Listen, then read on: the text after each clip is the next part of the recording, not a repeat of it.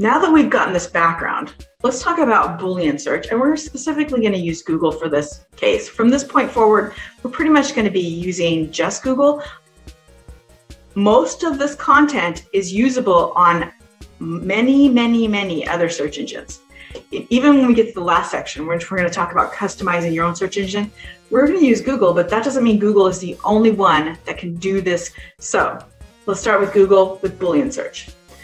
When I'm talking about Boolean search for Google, I'm most of the time talking about using the functions and, or, not, the parentheses to group things, quotes, and proximity searches.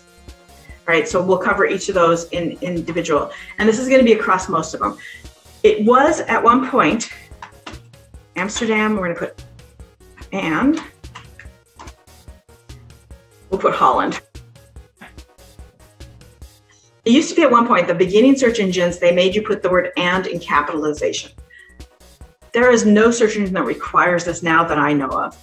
Maybe some of the kind of homegrown ones that are built into some software that you may be using, database software, but right now there's no major search engine out there that requires and is assumed. So we're going to get rid of the and altogether right now. The not search, all right, so if we wanted to put Amsterdam, not Holland, then we are, theoretically, that would take the word Holland out of every single result. As you can tell, it doesn't anymore. Instead, what we have to do is put a minus sign. That minus sign takes the word Holland out of every single one of the results. So all of our results are going to have Amsterdam, but they're not going to be talking about Holland. All right, so again, subtract anything that's in your way. And this is going to be something that I think that people don't use enough. You're doing some searches and you're finding the results that you want.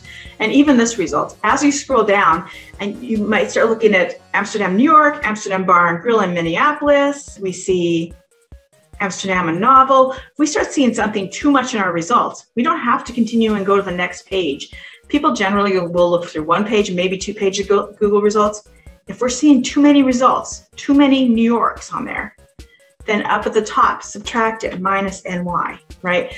Just filter through, get rid of the things that are in your way so that you can uncover what's beyond that. Because who's to say that on page 2 is still going to be the result you're looking for? It might be still all Amsterdam, New York results, and now you think you have to change your search when all you really need to do is take out New York.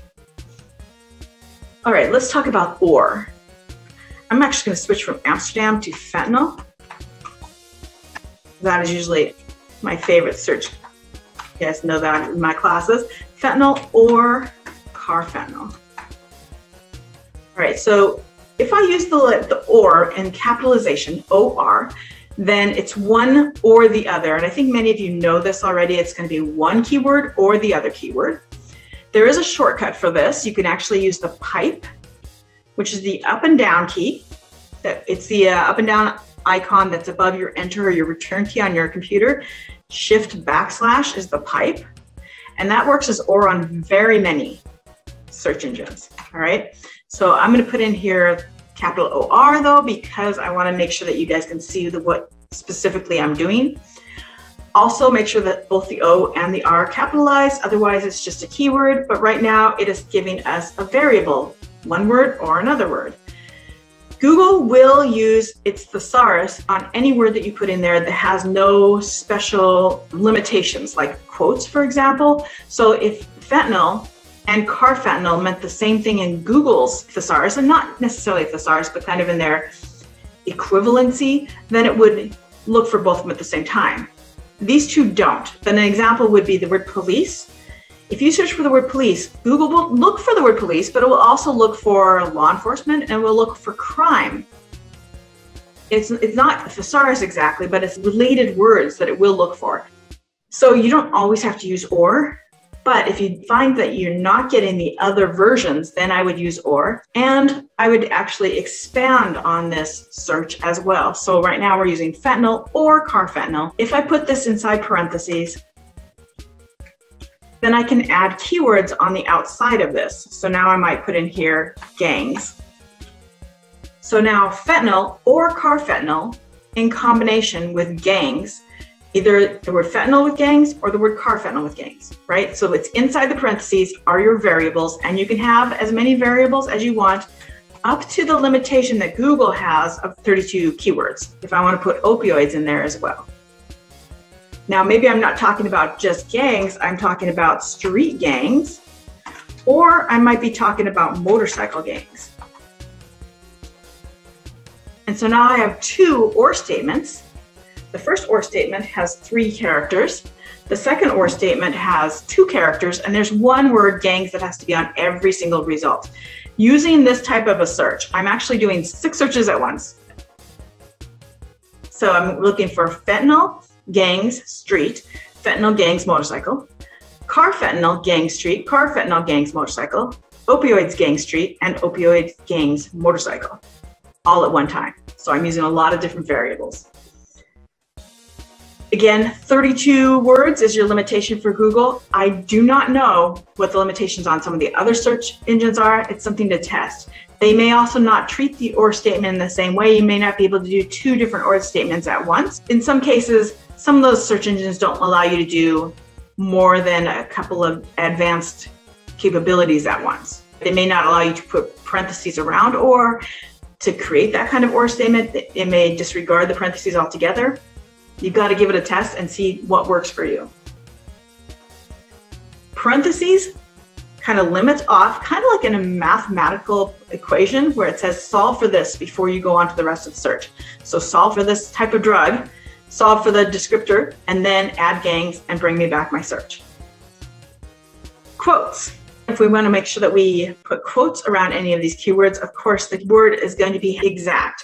So instead of looking for gangs and gang and any other word that Google would, put with it in its thesaurus of choices, it would have to be only that plural, gangs.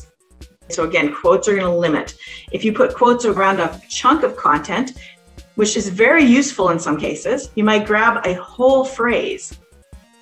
And I don't know, I grabbed too much, I think, because this ... and the snippet means that the phrase is broken somewhere. But you can put a whole phrase into a search engine inside quotes to see if you can find that document in multiple places.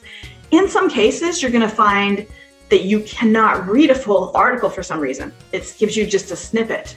You may take a big chunk of that article, 32 keywords, put it inside quotes, throw it into Google or another search engine, and go find that document somewhere else that maybe will let you read the full document.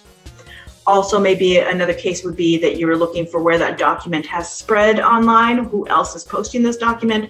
This is going to give you another place to check that out. And so you can see that this document from justice.gov, maybe not from justice.gov, this is also potentially a way to figure out where the document originated, but it's also on the Tennessean.com, it's posted on Facebook.com, on NorthBethesdaMagazine.com, that sort of thing. It looks like it might be from just a document that describes what opioids are.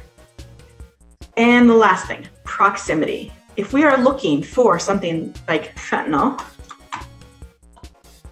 and street-gangs,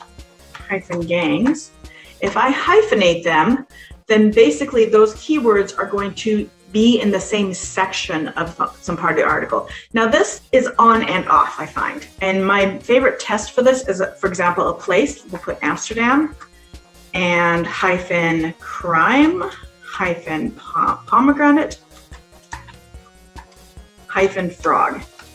When I hit enter on this, if I see that many results, I know that this did not work. And I'm not sure why, what cases it decides to work, what cases it decides not to work, but hyphenating tells it, I want these 2 words in the same article. So theoretically, all of those words are in the same article, which pretty much never happens. This keyword string for any city, I keep switching out the cities, doesn't exist. There's not an article that's about all these things, but instead it'll find articles about Amsterdam crime, and then there'll be an ad for pomegranates for sale at a grocery store, and an ad for Senor Frog's bar or something, right? We don't usually find them all together. We can find 2 words together. This will always work.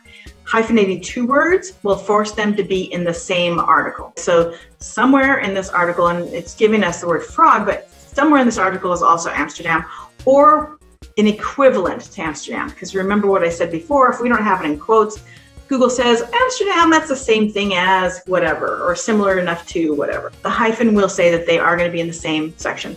We can force this to be a little bit closer. So instead of using the hyphen, I can put the word around, all in caps with a parentheses, and inside that parentheses, I'm going to put the number 2. And that's going to be the maximum amount of words that could be between the 2 words I'm searching for. So the word Amsterdam and the word frog, they can be in either order. Frog can be first, as in our first result, but there's a maximum of 2 words in between these 2 words. So if we look right here, Amsterdam frog, that may be 1 word, or it may be 2 words. I don't know enough Korean, I believe, to understand, but the first one, they're together. Down below, let's see if we can get where they're highlighted again. Amsterdam frog wallpaper, frog design BV Amsterdam. So design and then the B.V. 2 words between frog and Amsterdam. Around is going to limit yourself to how many words can be between these 2 words, and they have to still be in the same part of the website. The same part meaning the body, the title, the URL, something where they're in the same section of the code in the HTML. All right, that was basic Boolean searches.